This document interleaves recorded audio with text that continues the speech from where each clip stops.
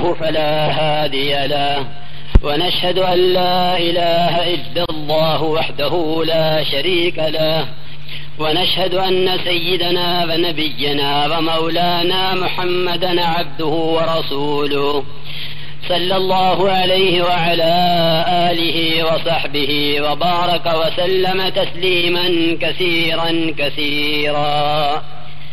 أما بعد، فأعوذ بالله من الشيطان الرجيم. بسم الله الرحمن الرحيم. ولا تدع من دون الله ما لا ينفعك ولا يضرك، فإن فعلت فإنك إذا من الظالمين. وإن يمسسك الله بضر فلا كاشف له إلا هو، وإن يردك بخير فلا راد لفضله، يصيب به من يشاء من عباده، وهو الغفور الرحيم. وقال الله سبحانه وتعالى: والعصر إن الإنسان لفي خسر إلا الذين آمنوا وعملوا الصالحات وتواصوا بالحق وتواصوا بالصبر. وقال عليه الصلاة والسلام: من أمر بالمعروف ونهى عن المنكر فهو خليفة الله في أرضه وخليفة كتابه وخليفة رسوله. وقال عليه الصلاة والسلام: المؤمنون هينون لينون كالجمل الآنف، إن قيد انقاد وإن أنيخ على صخرة استناخة، أو كما قال عليه الصلاة والسلام. میرے محترم دوستو، عزیز اور بزرگوں، سب سے پہلی بات تو یہ عرض کرنی ہے کہ سننے کا حق ادا کرو. جو سننے کا حق نہیں ادا کرے گا وہ عمل کا حق نہیں ادا کر سکتا. کہ سننے کا حق ادا کرنا یہ عمل کے لیے ضروری ہے. الذین یستمعون القول، دین کی بات کو دھیان سے سننے کا حکم ہے. اذا قرئ القرآن فاستمعوا، کہ قرآن ہو یا قرآن کی کوئی بات ہو اس کو دھیان کے ساتھ سنو، کیونکہ بات کو دھیان سے عظمت سے لینا یہ اطاعت پر ڈالے گا، علم پر ڈالے گا. کہ اللہ رب العزت ہم سے کیا چاہتے ہیں، یہ سننا ہمیں اطاعت پر ڈال دے گا. اور اگر سننے کا حق نہ ادا ہوا تو صرف باتوں کا نقل ہونا یہ مفید نہیں ہوتا. علم عمل سے منتقل ہوا ہے ہر زمانے میں، کہ علم عمل سے منتقل ہوا ہے. حضور اکرم صلی اللہ علیہ وسلم کا وضو حضرت علی رضی اللہ تعالیٰ عنہ نے کر کے دکھلایا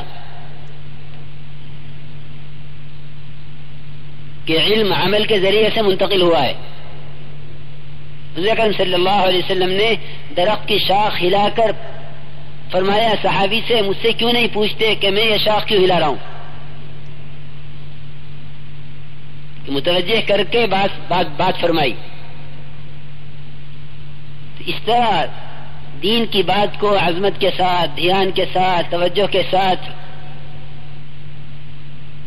اس طرح لینا ہے تاکہ یہ کہنا ہمیں مفید ہو اور ہمیں اطاعت پر ڈالے. علم کا موضوع معلومات کا بڑھانا نہیں ہے، بلکہ علم کا موضوع اللہ کا امتثال ہے اور اللہ کی اطاعت ہے. اور علم کی کوئی غرض نہیں اس کے سوا کہ ہم اللہ کی اطاعت پر آ جاویں اور اللہ کے اوامر پر آ جاویں. یہ علم کا تقاضا ہے. تو بات کو عظمت اور دھیان کے ساتھ لینا ہے، کیونکہ اللہ کی طرف سے خوشخبری ہے ان لوگوں کے لیے جو بات کو دھیان کے ساتھ سنیں. فبشر عباد الذين يستمعون القول فيتبعون احسنه اولئك الذين هداهم الله واولئك هم اولو الالباب.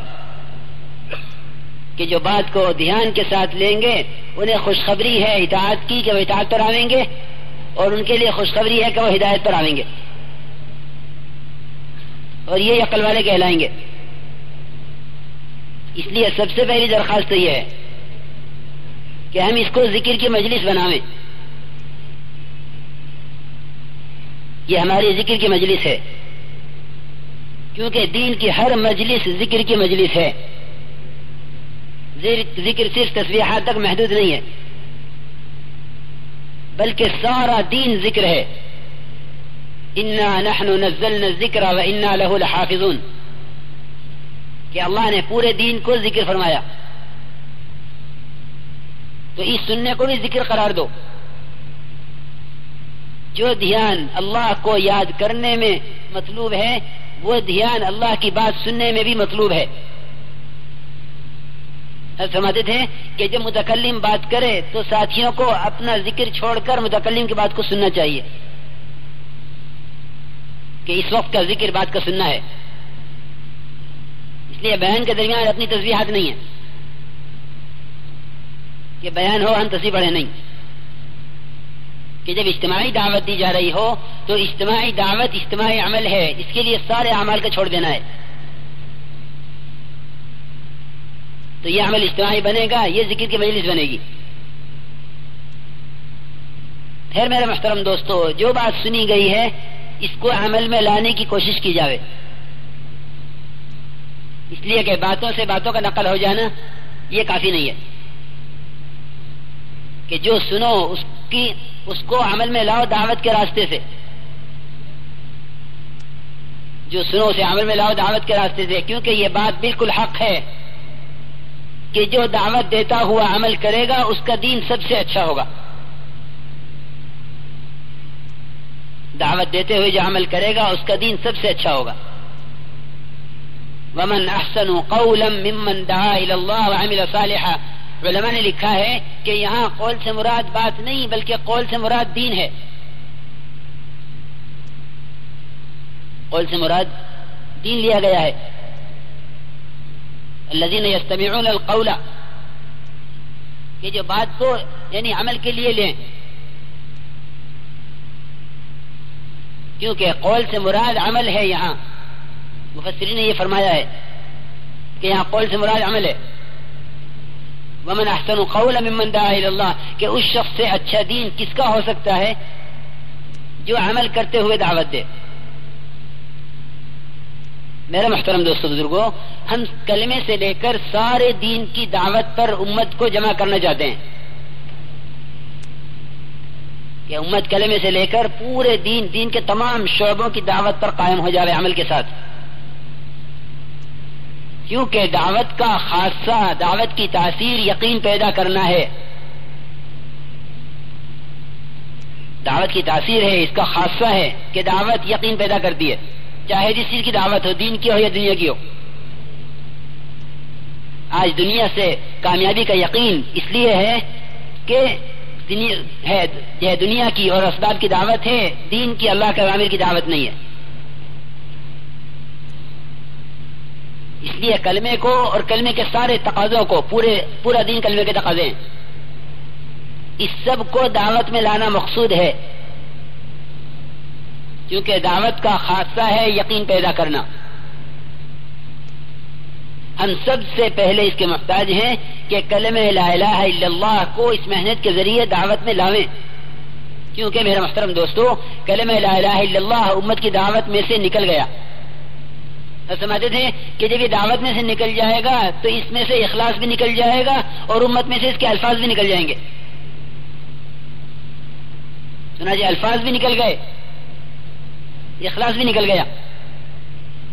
اس کا اخلاص یہ تھا کہ یہ ہمیں حرام سے روکتا، لیکن اس کا اخلاص بھی نکل گیا، اس کے الفاظ بھی نکل گئے. اس لیے سب سے پہلا مقصد اس کام سے وہ دعوت ایمان ہے. مولانا صاحب فرماتے تھے کہ اگر میں اس کام کا کوئی نام رکھتا تو تحریک ایمان رکھتا. کیا نام رکھتا اس کام کا؟ تحریک ایمان. کہ یہ ایمان کو قوت دینے اور ایمان کو حرکت میں لانے کا، ایمان کو حرکت میں لانے کی محنت ہے. تحریک کا مطلب وہ تحریکیں نہیں جو نئے نئے ناموں سے چلیں، کہ تحریک ملک و مال والی نہیں، بلکہ تحریک کے حرکت میں لانا ایمان کو اتنا جو ایمان ہمیں اللہ کے اوامر پر کھڑا کر دے. یہ تحریک ایمان، کہ اگر میں اس کام کا کوئی نام رکھتا تو اس کا نام تحریک ایمان رکھتا. لیکن میرے محترم دوستو بزرگوں، امت کے عموم میں سے یہ بات ختم ہو گئی کہ خود ایمان والے ایمان کی دعوت کے اور خود ایمان والے کلمہ لا الہ الا اللہ کے زیادہ محتاج اور زیادہ حقدار ہیں. ایمان کی دعوت کو غیروں کے لیے تسلیم کیا گیا. اذهبا الى فرعون انه طغى، کہ جاؤ فرعون کو دعوت دو جا کے. تو لوگ یہ سمجھتے ہیں کہ دعوت کی محنت کا میدان غیر ہیں، کہ دعوت کی محنت کا میدان غیر صرف. حالانکہ وہ محنت جو موسیٰ علیہ السلام نے بنی اسرائیل پر کی ہے، جس پر اللہ نے باطل کو غرق کیا ہے، کیونکہ اللہ رب العزت باطل کو پکڑتے ہیں اہل حق کے صبر اور ان کے تقوی کی وجہ سے. جو محنت موسیٰ علیہ السلام بنی اسرائیل پر کر رہے تھے، جس کی وجہ سے باطل پکڑا گیا، وہ محنت امت میں سے نکل گئی. بغرض کہ وہ محنت کا رخ اور اس کا میدان صرف غیروں کو سمجھا گیا، کہ غیروں تک دعوت پہنچ چکی ہے، اب اس کی کوئی ضرورت نہیں ہے. حالانکہ کتنی آسان اور سمجھنے کی بات ہے کہ مومن سے زیادہ حقدار اس کلمے کا کوئی نہیں ہو سکتا. مومن سے زیادہ حقدار اس کلمے کا کوئی نہیں ہو سکتا. اللہ تعالیٰ خود فرما رہے الزمہم کلمۃ التقوی وکانوا احق بها واہلها، کہ ہم نے جمایا ایمان والوں کو تقوی کے کلمے پر، کیونکہ یہ اس کلمے کے زیادہ حقدار ہیں، یہ اس کے زیادہ اہل ہیں. اس لیے دعوت کی محنت کا میدان محض غیروں کو سمجھ لینا، یہ مسلمان کی بے دینی کا سب سے بڑا سبب ہے. کہ نہیں، مومن خود ایمان کی دعوت کا محتاج ہے. اللہ کا حکم ہے یا ایھا الذین آمنوا آمنوا، ایمان والو تم ایمان لاؤ. اور ایمان کیسے لاؤ؟ کہ ایمان ایسے لاؤ جیسا ایمان صحابہ لائے ہیں. آمنوا کما آمن الناس، سارے مفسرین کا اتفاق ہے کہ اس سے صحابہ کرام مراد ہیں، کہ ایمان صحابہ قیامت تک آنے والوں کے لیے نمونہ ہے، کہ ایسا ایمان لاؤ جیسا ایمان صحابہ کرام لائے. ایسا ایمان لاؤ جیسا ایمان صحابہ لائے. کہ ایسا ایمان کیسے آئے گا؟ کہ ایسا ایمان اسی طرح آئے گا جس طرح صحابہ نے ایمان سیکھا ہے. جس طرح صحابہ کرام نے ایمان سیکھا ہے، وہ طریقہ، وہ ترتیب، وہ شکل، وہ اسباب دعوت کے ذریعے سے امت میں زندہ ہوں، جن اسباب سے ایمان سیکھا جاتا ہے. اس لیے میرے محترم دوستو بزرگوں، ایمان کے سیکھنے کا یہ طریقہ نہیں ہے کہ چند صیغے، چند الفاظ، اللہ رب العزت کی چند صفات کو متعین کر لیا جاوے اور انہیں دہرانے کو یا ان کو کہ تکرار کو یقین سیکھنے کے لیے کافی سمجھا جائے. میں سچ عرض کرتا ہوں کہ ایمان سیکھنے کے لیے ان تمام اسباب ایمانیہ کو اختیار کرنا پڑے گا جو یقین کے بننے کا اور ایمان کی تقویت کا یقینی سبب ہیں.